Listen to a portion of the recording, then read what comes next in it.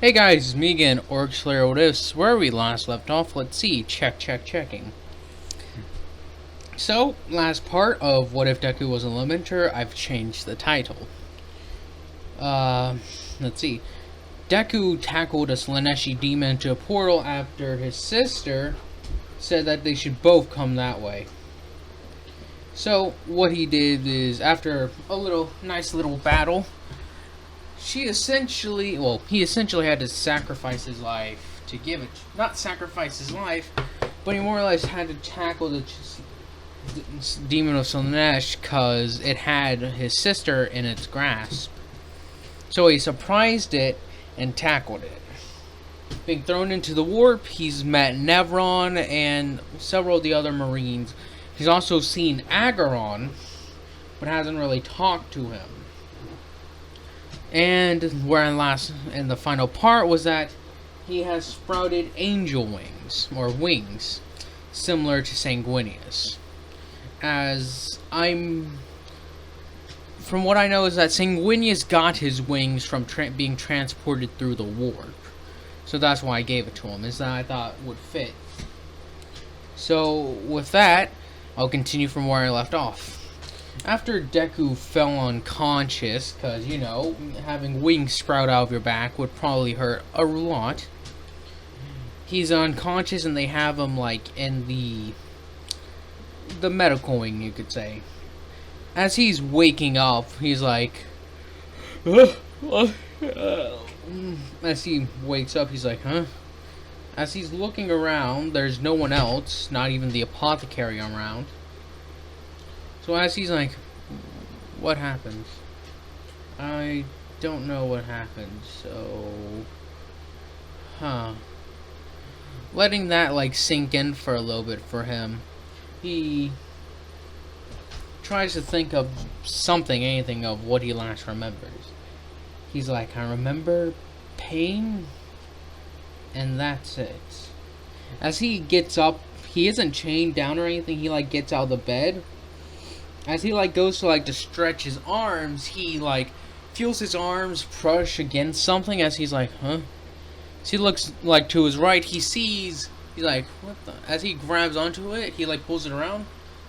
What the? As he blinks away completely, he's like, what the fuck? As then he has a little miniature freak out from, oh, I got angel wings on my back. So, this is happening. So... realizing the complexity of the situation, he starts freaking out like, oh, these things are attached to my back, get them off. As his wings start freaking out and flail around themselves as he's knocks over stuff, as the apothecary, who was away dealing with some other medical training for some of the neophytes and such, some of the ones have been chosen to try and become an apothecary. Or at least his apprentice. So, following that little thing, he walks into the whole area and sees him flailing about. He's like, dang it. So he walks over, pretty much grabs Midori and tells him to calm down. No, I will not be editing the voices all the time. I'll just say, some of the Space Marines have their helmets off, since, they're not really in a combat zone and don't need them on. Since they've gotten a bit comfortable. Deku calming down, realizing, alright, ain't that bad. Nothing that tense of situation. So as he sits back down, as the apothecary starts to explain to him his mutation. So, situation being understood. As sorry, I had to go away for a little bit, so I forgot where I put my place at. So as he gets understanding, he starts to move his wings, he's alright, shouldn't be that. As he starts focusing, as Apothecary says that, now this could be a good thing or a bad thing depending on your position on such things. As he says that none of them among the Lamenters have the angel wings of Sanguinius. So they're saying that it's probably due to his unique that he's more like a Primarch in a sense, or he's more like similar to a Primarch, in that his organs weren't put in, but they were grown inside of him by his nature. And Sanguinius himself, for some reason, for they don't know why, grew wings when he came out of the war, from what they know of. So as the rest of the not the lamenters, but Deku gets the understanding, he sort of walks around. He's like, "Can I fly with them?" As he's been out for like a solid 2 to 3 days, as he's like, "Not as of yet. I believe your wings are not fully feathered." As Deku's like, "Alright, I understand." So, listening to the apothecary, who he takes as his better... Sorry? Ugh. Listening and learning. The apothecary explaining to him the delicate situation this is, as I know that the Blood Angels had another Blood Angel amongst their chapter grow angel wings beforehand, as that actually caused a civil war within the chapter. I think that was like a while before the Lamenters were sent into space, I believe, though. So, not entirely sure when that happens. I know one of you will correct me, though. So, again, sorry if it's been a while since I've read that part of the lore. Not since I haven't read it, I've more or less listened and watched people talk about it, in like audiobooks and such. So again, sorry for that. But as Deku listens, well, as he gets to download that some Lamenters, this is not all the Lamenters know about Deku and his mutation. Not all of them know his story, so they're sort of keeping him on the down low. Like, so far, like whenever there's an accident with a Space Marine or something, how rarely that is, they don't come to the apothecary's room and such. They more or less, he walks over there and deals with it. So, as he says that with like a would you like to be introduced to the rest of the chapter? As Deku says, you guys aren't gonna force me to stay quiet down here? He's like, no, why would we? The impression my dad gave off about some Space Marines seemed like they would possibly do that. He's like, no, of course not. We are not like, well, anyone of the Inquisition. It's like, yeah, Dad told me about them, said that they destroyed planets. He's like, not necessarily, but some of them have used that tactic before. But it takes a while for that to actually be enacted. It has to be something really serious for it to be happening. Like, for instance, it can't just be a minor revolt from the civilian populace. It has to be something to deal with chaotic in nature, and to a massive scale. However massive that Inquisitor would deem it to be. It's like, that's correct, Deku. So, sorry I'm yawning. I'm tired. We would like you to meet the rest of the chapter, however.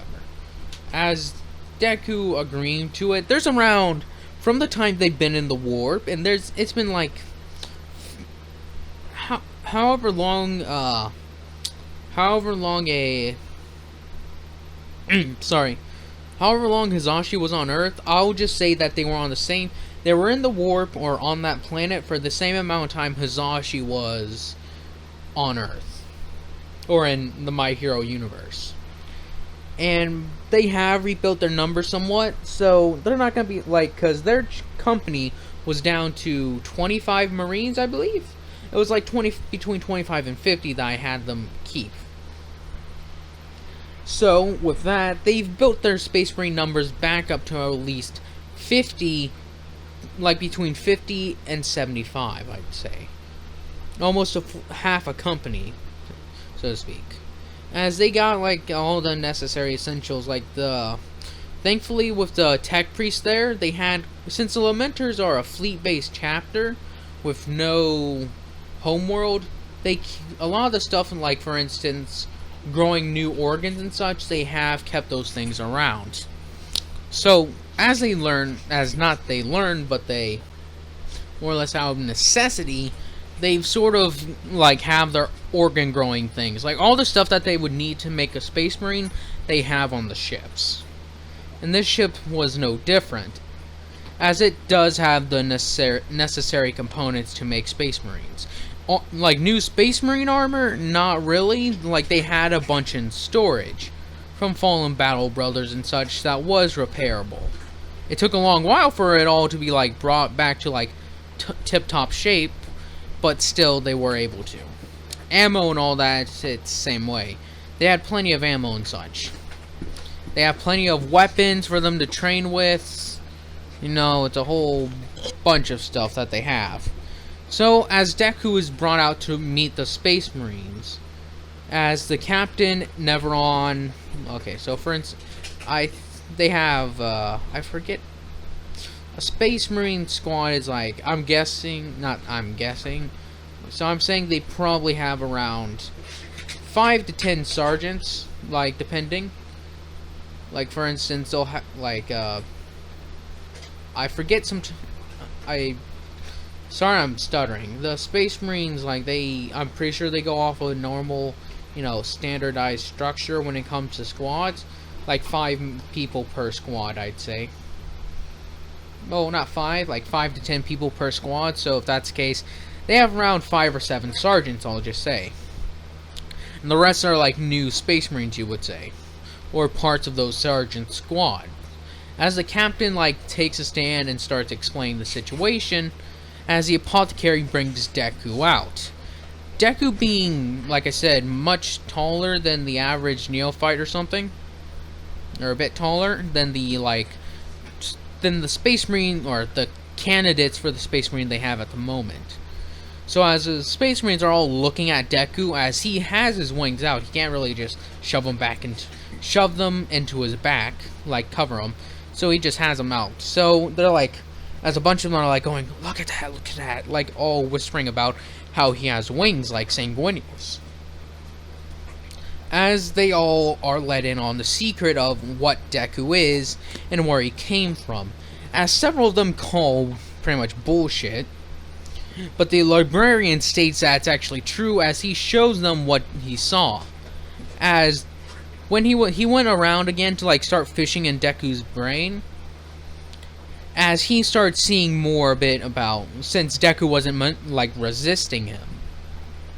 So in this case, he like saw a lot of Deku's life. So he saw his sister, his mother, and all that. As he's keeping the fact that Deku's mom is an Eldar a bit secret. Like, he trusts Hizashi, but he still thinks it's a bit of a stretch that even Hizashi would fall for a Xeno. So he's keeping that close to him. But he shows him like the other scenes where he fought orcs or Gretchens. He's fought the Slaneshi demon, and he was more or less just there being trained by his dad. As everyone got a good look at him, as the librarians shared the vision around them, as they're like, oh yeah, that's definitely Hizashi. As Neveron actually is like, his hope, like he always hoped that Hizashi had lived, or had been at least given a very quick death before he was like turned to like the side of chaos or something else. So following that, they're like, oh, he lives, as Hizashi was a renowned, not champion, well, maybe a renowned warrior within the company, at least. As they all hear this, like, even Agaron's there, as he's like, ooh, this is interesting. Again, not editing the voices all the time. For one-on-one conversations, I'll say they possibly do it, because then it would be too difficult. Well, it would just take a long time for me to get all the voices edited, and I want to keep giving you guys consistent videos. You see what I mean? But I digress, and I continue on. As Deku's just standing there, like, sort of nervous, Neveron kind of puts a hand on his shoulder, like, it's okay. Oh, damn it. It's okay, Deku. You have nothing to worry. No one here will attempt to hurt you. We don't have any fanatics of the Imperial cult here either, so there's no worries. Deku's like, alright. As Agaron asks if this is, if this is true, was to happen to Midoriya. He, as the captain says, we will train him, of course. He is one of us. He is the son of our brother Hisashi, who yet lives. And I bet Hisashi would still like to see his son again one day. As they're like, this kind of makes sense. So should we train him with the other neophytes and such? It's like, I was thinking that would be best, seeing that if we separate them, they may think Deku's getting special privilege. So, we shall keep him isolated from the civilian aspects that survived our journey in the warp, and had time to have children. So for now, we'll have Deku train with some of the neophytes, as he needs to learn, as I believe he should learn teamwork, if he is to be part of our chapter. As a lot of them agree with this, and the ones who don't just simply keep it to themselves, saying that it's not really their place to decide such decisions. As they continue on, as within the following few weeks, like they have the neophytes, a lot of them are like their normal like trainees and neophytes and such. So they have like a few, they introduce them to one, then another, and then eventually they have a bunch. They like sort of try to introduce to them, and they try to introduce Deku to one at a time. Well, not one at a time, but try to introduce him to them. So that way it's not like a, hey, here's the new kid, he has angel wings, deal with it. They sort of talk with a few of them, introduce them, and see how their reactions are. And a lot of their reactions are very positive. Hearing that the lamenter, like the lamenters like thing, like a lot of lamenters typically are, like when I looked it up, they have a melancholy attitude, which means sad or depressed. But I'll say that has somewhat changed since their bad luck hasn't really come and tried to kick them in the ass lately. So, following those, none of the children and such are really sad as well. As eventually they introduce them to like the whole of their neophytes and such, Deku is like pretty much well accepted. Following this, they try him in training drills, as Deku easily succeeds like ahead of most of his fellow trainees, showing his superior genetics. As some of the other like children are like, oh, this is not happening, as they start to rush after like, and they are now striving to achieve more than just surviving to become a space marine. They're trying to excel even more so than before. As we skip 6 months forward, as Deku has been taught the necessary things that any space marine would be along his part of training. As some of these children have started when they were 10, Deku's around a lot of their ages. As they learn about necessary maintenance and such, even like going into detail, as then they're all taken out, as there are creatures on this planet to hunt. Deku was lucky enough he didn't run into any. As they all are like told that they must go out and hunt a creature and bring it back. A very dangerous creature, in fact. As I don't know any specific names, but I'll say it's like a giant lizard, a lizard-like bear. As this is accepted by the rest of the children and such, Deku's giving another task, saying that he's to lead a small group to hunt a different creature, as to give some of the children an opportunity to all get experience hunting a creature instead of just the one. So he's put in charge of 5 different neophytes, as they all are sent out with like base necessities like a bit of water and a bit of food. Deku drinks his water and leaves his food, as the rest of them are like, aren't you gonna eat? He's like, I don't have to eat that often. Well, I have to eat like every few days. Otherwise it actually bothers me. So he keeps it like in his pack. As they're given like a knife is all they're given. As they all head out. So like, you think Deku would do well leading them? He's like, from the training sessions, as the captain has taken a liking to Deku and has been training him one-on-one. As he notes that Deku would easily succeed any in the chapter. That he may actually be able to take on Aggron when he's as old as he can be. As Dreadnoughts? Some Dreadnoughts can go toe-to-toes with Primarch.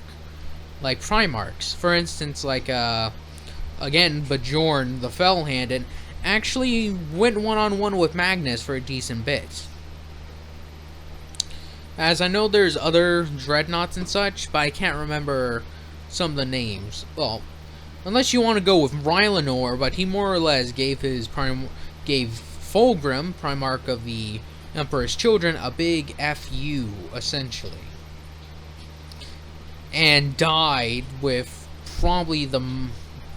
the best way possible. Spitting in the face of a literal demon. So, with that being in the case, Deku continues as he leads his little squad. As they all come up with a plan, what they're hunting is similar to the giant lizard bear that the others are hunting. So as they're listening closely, it's like, hey, over this way. As they go over and under, following a path, they eventually come upon where they see it. It's like, hey, tracks. As they're all bending down looking at it, it's like, hey, hang on a second. As Deku was taught to hunt. These are old. Let's follow them this way. It's like, alright, Deku, we're following your lead. As everyone's following behind him, as similar to Sanguinius, Deku's personality is actually very good. Is that Sanguinius got along with most of his brothers, except for one or two, a few. I think it was Angron didn't like him at all. Mortarion and him were pretty cool from what I know of, and that's about all the ones I know he didn't really get along with was Angron and maybe I think Perturabo. That's from what I know. So again, sorry, I most likely am wrong. Following these, as the squad is following him, Deku and them eventually come across the creature's cave. As Deku's all right. As he has gone a bit bigger since being here. As he's jumped up, Deku was I said Deku was 5'10" when I last told you his height. So now he's not 5, but he's 6'3", I'll say, is a decent height. As he is ready, and his wings are much larger too, as he's been trying to fly with them and has had some success. But they're a pain to clean, in his opinion. As he gets up a tree and uses it to boost him off, as he flies up a little bit, as he's seems they're all good. As he sort of glides back down. He glides back down. He's alright, here's the situation. From what I can tell, it's only by its cave and its inside. So here's what I think. As he gives them instructions, that we set up a nice little ambush, so that way it comes rushing in at us. I'll be the bait, so none of you have to worry. As he says that, and once that happens, you all rush out with your spears. As I will use the chain, I will use some of the rope. They do know how to make rope, I would say. And they as he would pull it up, as they pull up those little spikes that would come out of the ground. Deku says, what do the rest of them think? And the rest of them agree, saying that the plan is almost perfect. Them being able to really spot any flaws, except for one saying that, well, Deku would probably be at huge risk. Wouldn't it be better for the rest of them, one of the other ones, to take the position as bait? My mouth's kind of dry. Deku's saying he doesn't want them to put their lives unnecessarily at risk. The rest of them accepting this. So, allowing this to continue. As Deku plays his role as bait perfectly. Sort of throwing stuff into the cave until he heard something get thunk and then a roar. So he sort of flies, runs back out after getting it halfway back, and then rushes completely once he sees the things out of the cave. As I'll say, it's, like I said, it's similar to a bear-lizard mix. So as he dives over and pulls up the little spike trap, as the bear thing rushes into it and gets stabbed with it, the rest of the neophytes and such jump out of the trees and rush it from the sides and poke it to death, essentially, is all they do. As the thing goes down pretty easily, the rest of them are like shouting in victory. Deku's like, well done, guys. Now, how are we getting this thing back? As the rest of them stop and are like, oh yeah, how are we? As it's massive, and they were told to retrieve the body. So Deku and them decide this. They cut down some trees and make a makeshift cart. As all of them had to like heave together to get the thing off, like making a pulley system. Following this, they eventually returned home a week later, being victorious. As it's like, we were thinking it would probably take you 2 weeks, but you did in only 1. Some of the neophytes haven't returned yet, so they must either have been victorious or have fallen. Either way, well done, you 3. Well done, you 6. As the captain actually wants to speak with Deku, like, see you guys later.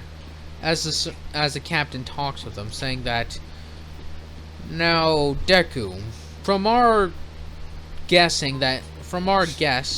that you are going to be much larger than any Space Marine armor we can make here.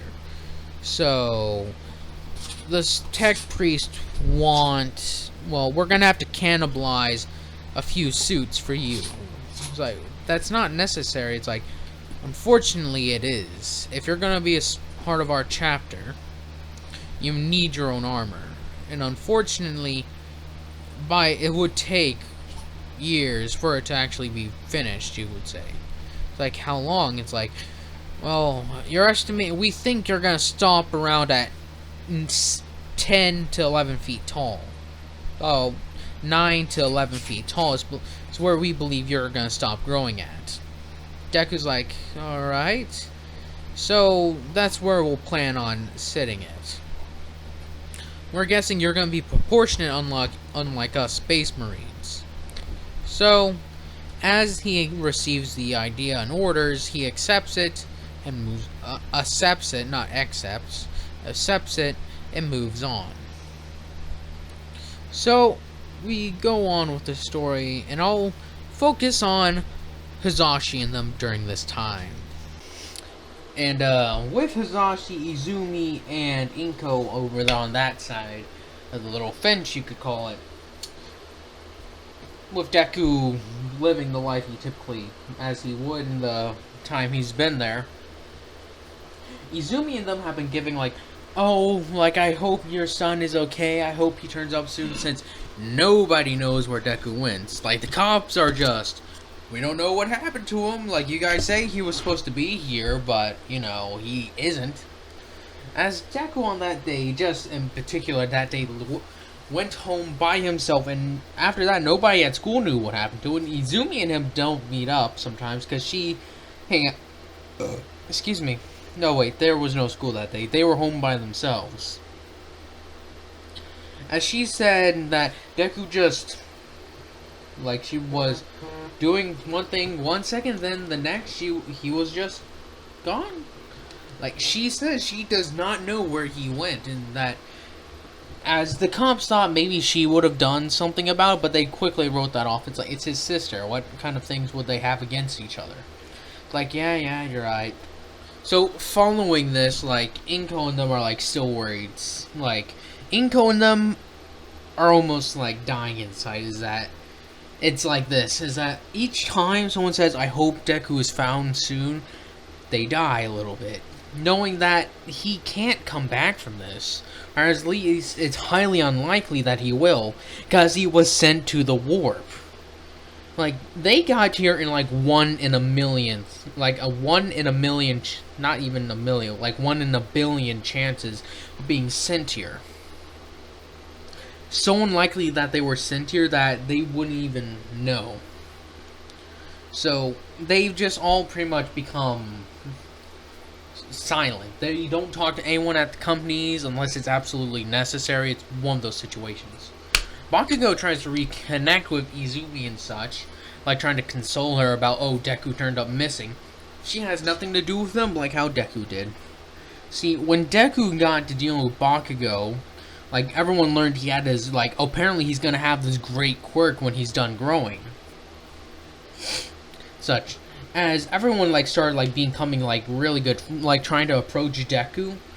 But Deku didn't mess with any of them, aside from the ones who were okay, cool with him. Like, very few were actually cool with him, because most people didn't treat him like trash. No, most people did treat him like he was trash or something. Bakugo is one of the highest amongst them. So when Bakugo trying to, like, get all buddy-buddy with Deku again, Deku refused him, saying that, listen, Bakugo, you're not my friend. I learned that a few days after we found out I wasn't going to have a quirk. A few years after that, I learned that we could never be friends. Because I would never have a quirk. I would always be beneath you, in your eyes. Worse than trash. So yes, Bakugo. We're not friends. Don't even try to act like you were trying to be mine beforehand. As Deku would leave after that. As this is what happened on, like, the big day, Bakugo tried to really reconnect with him, saying, why are you being such a little bitch about it, essentially. As Deku says, you know why? As Deku let off a laugh and actually rapidly approached Bakugo, as he pretty much shouted in his face what I just said. See, like, so don't even try it. As Bakugo thinks maybe it's something he did since Deku left that day. So Izumi has nothing to do with him. Izumi continues her training with Inko, trying to, like, get them, like, trying to get her to harness the warp more greatly, because Inko thinks Izumi can become a better psyker than she was. So as Inko's trying to, like, do this, Izumi's having a much harder time controlling her emotions. As she's trying to, like, make a nice little meditation circle and she's floating a little bit, you could say. I don't know if they do this. As she's, like, using a lot of concentration, she keeps on getting flashes of when Deku's like, hey, good luck. As he pretty much, like, tackled the Slaneshi demon inward. As that's what she keeps on, like, seeing, like, in her dreams, is that how that could have played out differently. As with Deku, she's, like, pretty much been being tortured by her own mind at this point. She's barely sleeping, as Inko would have to get her pretty much sleeping medication. Because Izumi's just not sleeping. Though her body and all that's more superior to a human, I would say is that she still needs to take medicine to, like, go to bed. So eventually one day Hisashi comes back, as a little bit before he was on his way home, they heard a beep, beep, beep from the alarm that lets him know when a warp portal opens. So following that, well, not following that, but after that, he rushed forward really quickly, trying to figure out, alright, what to do, as he knows Inko isn't here, so he went ahead and told Izumi to come on. That there's, sorry, that he needed her help, that her mother wasn't going to be here. So to get her gear together and come on, as she did as she was told, and followed. As she wanted to say, didn't you say that? Never mind. As that's what she was about to say, but then just left it at that. So she went home, well, not went home, she followed her dad, like, through the teleporter as they went over and closed the portal. As Hisashi just sat there after it, he's like, as he sort of puts his, like, hands together and just sort of puts, like, rests his head against them. She's like, Dad? He's like, yes, Izumi. Pretty sure Deku's gonna be alright. He's like, hope you're right. Izumi, yes, Dad? He's like, Deku. If Deku ends up on Imperial World, it's gonna be bad. He would probably be considered a mutant of some sort. The xenobiologists would probably love to get their hands on him. I just hope he ends up on a feral world or something like that. As he takes a deep breath in, he's like, Izumi, I don't blame you for this. As he like puts a hand on his helmet or on his head, he's like,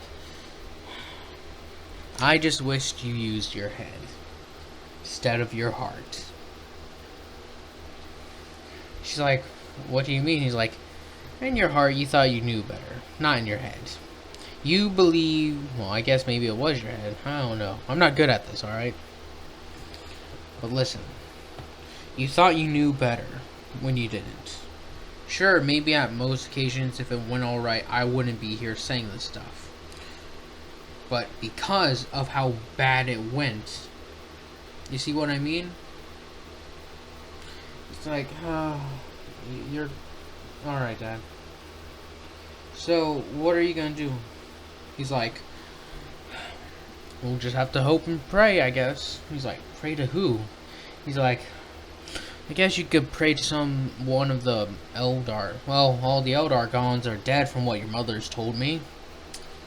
The only one that is alive, I believe. Well, I don't know. I think actually all the Eldar gods are dead. He's like, oh. He's like, so I guess we can try praying to the Emperor. She's like, you sure that'll work? He's like, I don't know, but it's something we can try. So as he takes a knee and puts his hand together, sends a small prayer to the Emperor. He's like, dear Emperor of Mankind. As Izumi pretty much joins next to him, as she gets on one knee. So, yep. As he starts saying a prayer, dear Emperor of Mankind, this is your humble servant, Hazashi Midoriya, Sergeant of the Lamenter's chapter. I pray to you, in your all-knowing knowledge, that you guide Izuku Midori Deku to a safer place. Somewhere where he will not be taken, but somewhere where he will be able to be trained, safe, or something along those lines. I pray to you not as the loyal space marine, but as a father who knows what is to lose, who would not wish to lose a son. And in the Imperium we trust. Thank you. As he gets back up on his legs, he's like, come on, Izumi. As he walks away, as she's like, alright, Dad, falling behind him.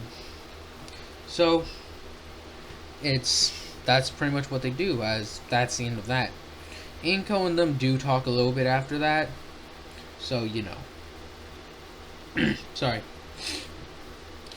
Talk a little bit after that to continue onward. So, with that, we cut back to Deku as we'll skip to when they're 15. No, yeah, 15 I think is a good year for them, like, to be of age. In that time, I believe Deku was like 12 to 13 when we last saw him. 12 to 13. Now that he's 15, well. Sorry if I jump around with dates and such.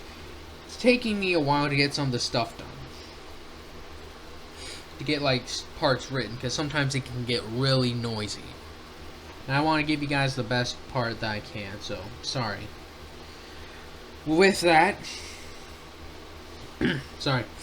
with that, the Deku Deku has grown massive. Like, he needs the armor, like Scout Marine armor. Like, the Marines that are with him, they are Scout Marines,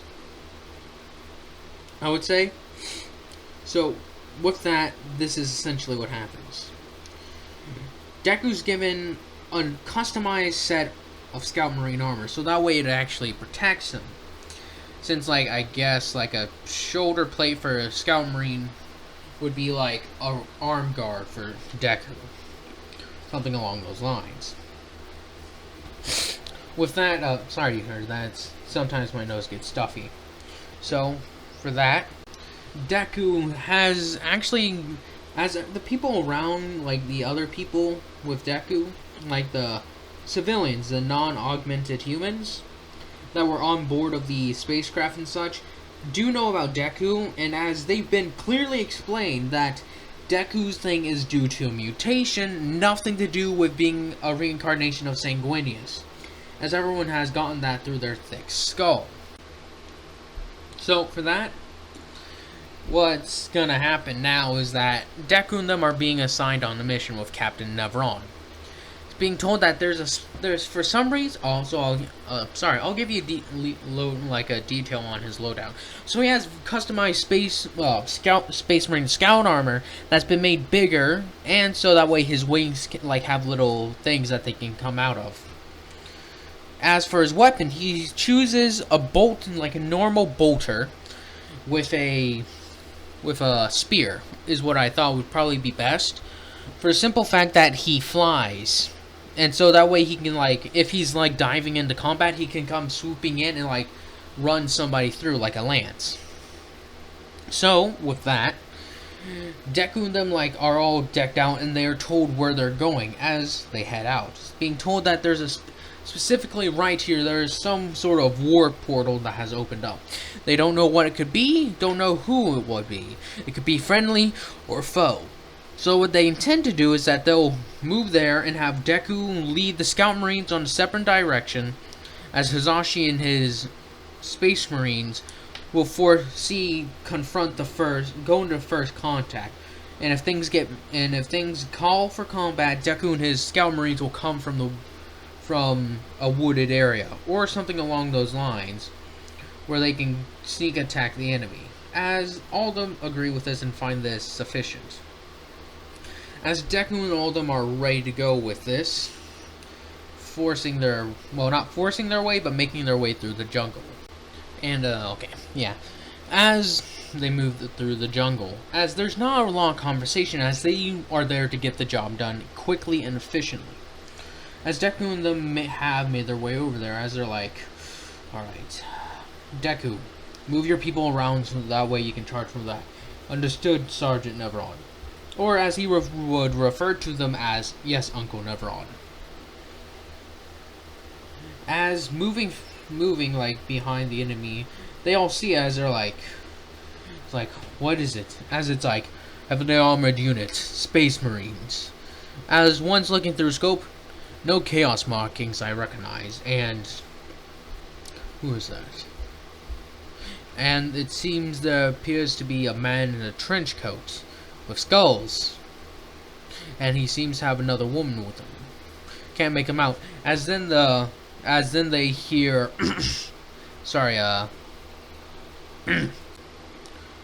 enemy is on the left. Sergeant, move forward. Inquisitor, stay behind us. As they let off their fire, Nevron and them taking cover, as one of his soldiers let off a return fire as one of these men clad in black armor, as it hits him in the leg as he falls to a knee, as another one gets a pop off as it hits him in the shoulder, sending him on his back. This was special ammo designed to hit hard. No. I know even Space Marines have a hard time taking bolters. So I'll say he was just sent to the ground on one knee. Following this, as Nevron shout out for both parties to stop, as the Inquisitor says, "Hold your fire," as they both stand up as he walks down. As he's "Who are you?" He's "I'm Inquisitor." Sorry, my throat's kind of dry, so. As he says, his name is Inquisitor Abros. I come from a hive that was once under siege by the forces of chaos, but it seems that this warp portal that my Psyche here opened up led to us here. It's indeed. So, what is it that you intend to do here? He's well, we intend to make contact with our allies, or try speaking out. Now, if you don't mind me asking, who are you, Space Marine? As Nevron says, I am Sergeant Nevron of the Lamenters chapter. Me and the remnants of the company I was part of, have been holed up in a ship that was torn in half through warp travel. after being sabotaged by chaos cultists who had managed to sneak among the refugees. Nevron said, as Nevron finished this, the Inquisitor's like, "Very well, Space Marine. Let us see where we let's just see if we can help each other out." He's like, "Highly doubt that, Inquisitor, but you are welcome to try." As he signals for all his troops come out of hiding, as a Death Watch is like, "We already knew you were over there." As then they hear walking behind them, as Deku's hesitant to come out, as Nevron didn't understand why, then he's like, "Oh shoot. Deku has wings. Inquisitor, Space Marine with wings. Inquisitor, Space Marine with wings." He's like, "If you wouldn't mind me speaking with you, Inquisitor." As he's like, "No, I do not, Sergeant." "What is it?" He's like, "One of my Scout Marines developed a rare mutation." Well, not a rare mutation, as he just tells Deku to fall back.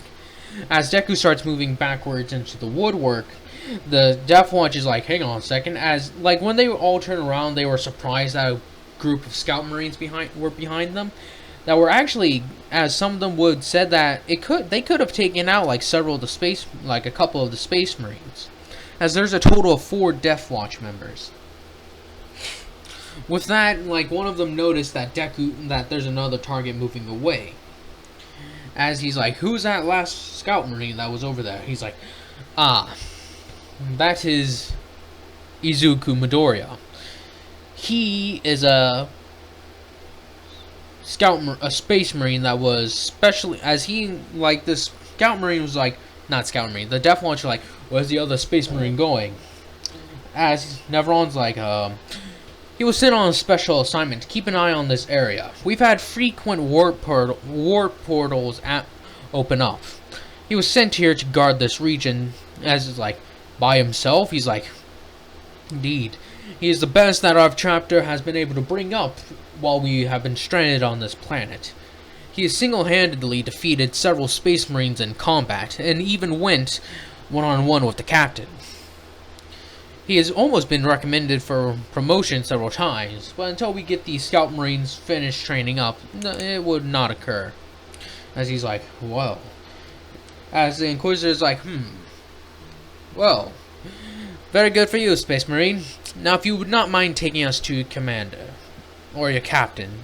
As he's like, I would not, Inquisitor Abros." Abros? Yeah. As they set out. As this is where I'm going to be ending it off at. I hope you guys have enjoyed this. Hope you guys continue to enjoy this. And sorry it took me so long to get this out to you. Like I said, it gets loud here sometimes. But thank you all for watching. And I hope you all have a nice day, nice night, nice life.